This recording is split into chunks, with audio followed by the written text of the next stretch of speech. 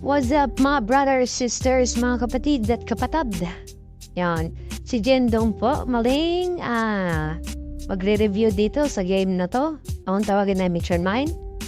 Ang game na to po ay na-review na ng mga kapatid natin na si NFT Ninja. At saka nakita ko na rin ang kapatid na si Tamsoy, no? Na-review na nila itong project na to. Pero samahan nyo naman po akong sagasaan natin ito. Unting kwentuhan lang. So, before po lahat, gusto kong sabihin sa inyo na hindi po ito financial advice. At ako nagre-review lamang at sasabihin ko sa inyo na mayroong ganitong platform na nag-exist. Laro kung saan pwede tayong kumita, no? Pero bago natin talakayan nga kapatid itong mga laro na to, puntahan muna natin, dumafog muna tayo sa kanilang Mission Mine white paper. So, ano nga ba si Mission Mine? Mission Mine is an NFT game that more than an investment. Kasi pwede ho kayong kumita dito kahit lang ho hindi kayo naglalaro. Kumbaga passive income na. You can recruit a crew, find parts of a spaceships, fight against aliens, and most importantly, can still generate income yun. Sabi ko mga kapatid, kahit na hindi kayo maglaro, mag-generate rin sa inyo ng income. Kung saan, makakuha po tayo nitong tinatawag nilang crystals, no? Yung crystals po, yun po yung magiging pinaka token. Ang palitan po nun is $1 per 1 crystal. So, ang supported chain nga po is Binance or BNB Smart Chain. Yan. Pwede naman siyang tumakbo sa website kagaya na ginagamit natin ngayon.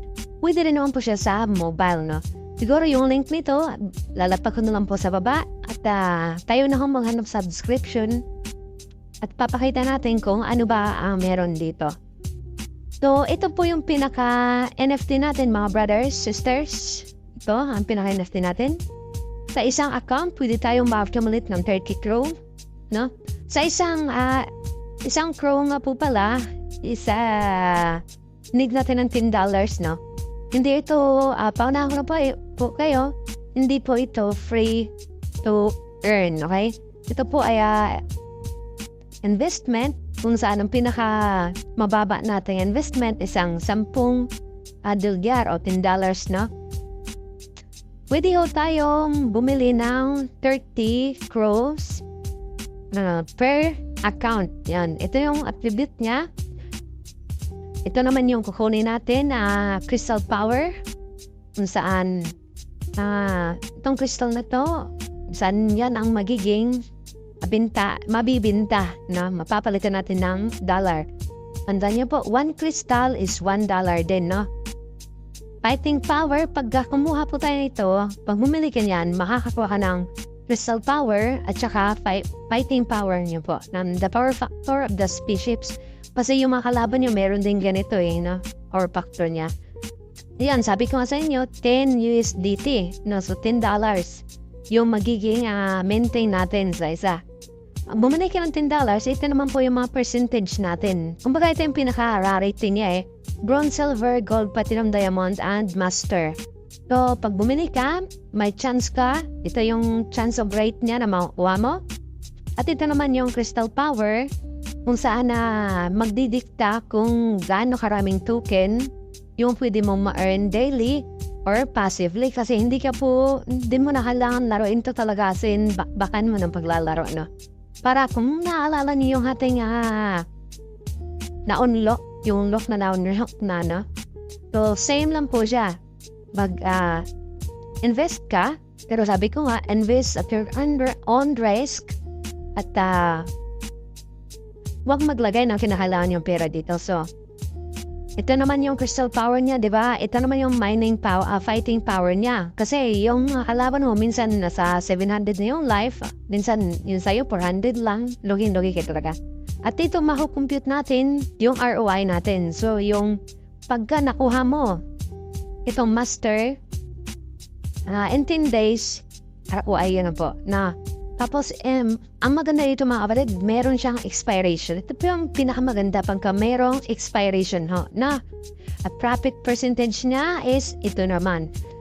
Huwag niyong kalimutan ito yung expiration is napakaganda nito na mailagay sa isang kagaya nitong platform kasi hindi ho magkakaroon ng over withdrawal mga kapatid, no? So medyo magtatagal siya. Pwede rin siyang mag-VIP card ka. Yan, VIP NFT card yung saan mas tataas yung kikitain mo, yung power mo, ganun. Yun, 110 USDT is 50% of power magkakaroon ka. Meron silang gold, platinum, diamond, and master. Ito yung ROI niya. Ito naman yung expiration days niya. Ito yung profit percentage niya, no? So, laging tandaan po, pag magdebita kayo ng pera dito, siguruhin po, extra nyo yon at hindi po yung gagamitin nyo para sa pamumuhay nyo sa mundong ito. Ito naman, meron kasi modes na exploration mga kapatid. Exploration. Meron kang 20 energy po 20 energies per day. Ang problema sa akin, naubos ko na. Hindi ko na mapakita sa yung mga brother na. Pero at least, dito, ito yung mga kalaban nyo. Yan mga kalaban nyo. Pero iba-iba po yan. May level 1. Nag-level 2 ako kanina. Ayun, loge, patay agad ako. Pero ito yung pinaka-main source ng income natin. Itong mga mga lumilipad na to. Sila po yung crows natin. Yan. Pwede nyo pong bilhin yung mga crows dito sa ating shop. Yan. One space crow, 10 USDT. Hanggang sa meron silang 10 space crows which is 100 USDT. Mas maganda kasi minsan dito sa 100 kasi mataas yung inyong rarity na makakuha sa percentage nyo. Kasi maramihan ni bultuhan. So, tuloy mo na tayo sa kanilang, ang arena po nila is wala pa. Minsan pala kasi, bagong-bago ito. Bagong-bago mga kapatid, no? At ito ngayon sinasabi kong crystal, kung saan yung isang crystal is equals naman, or equal, doon sa 1 USDT, kung saan is $1 na. Tapos yung withdrawal fees niya is 5%.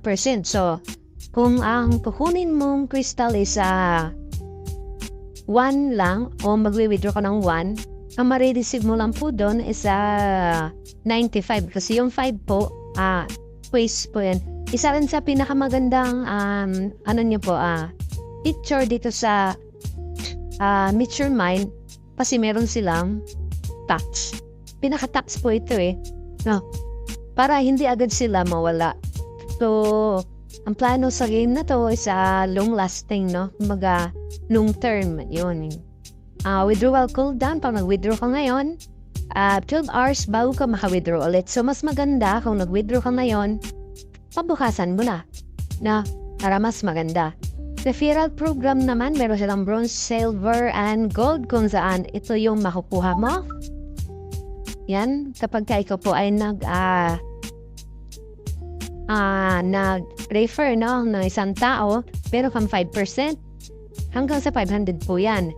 At meron ka namang 10.5% kapag naka-1 ka na, at 10% makuha mo sa mga invites mo kapag pumatong ka na ng 301, no? So, yung mga kapatid, meron silang Telegram, yung meron silang mga, yan, nakita natin sa Find Us nila, yung socials nila. Lagay ko na lang siguro kapatid dito sa ating description din, no? Katabi ng ating kanilang website link, no? So, tingnan natin to. Itong pala yung ating NFT dito ngayon, which is 5, no? 5 ho ang nabili natin. Ito, 5 NFT. Tapos, ito naman sa inventory natin. Dito kasi mga kapatid sa exploration, ang makukuha nyo lang is itong mga inventories. Kung saan, pwede nyo i-equip para maging malakas yung inyong spaceships, no? Na gagamitin na inyong space crew. At sa VIP, ito po yung sinasabi natin kanina na meron silang Gold VIP, Platinum, Diamond, and Master VIP. Sa shop, mabibili niyo kung saan yung Space Crew sa arena natin na parating pa lang. So, yun mga kapatid, laging tandaan nyo, ito po ay review lang at hindi po pa maiinganyo, no? So, kung maglalagay kayo, siguruhin po na ito po ay extra money nyo na lang, no? Huwag po ilagay dito palaging tandaan, huwag ilagay dito yung kailangan nyo sa pamumuhay nyo, lalong-lalo na po yung pamutang. Wag po kayo mangungutang. Para lang dito, no? So, yun lang muna sa ngayon. Update ko na lang po kayo. Kapag ka nag-withdraw tayo, so, update ako para makita nyo rin po ano yung kinalabasan. So, once again, this is si Jindong. And, love you all. Huwag kalimutan mag-subscribe, mag-comment, at pakishare na rin po at like ang ating video para mas marami pa po tayong may review na.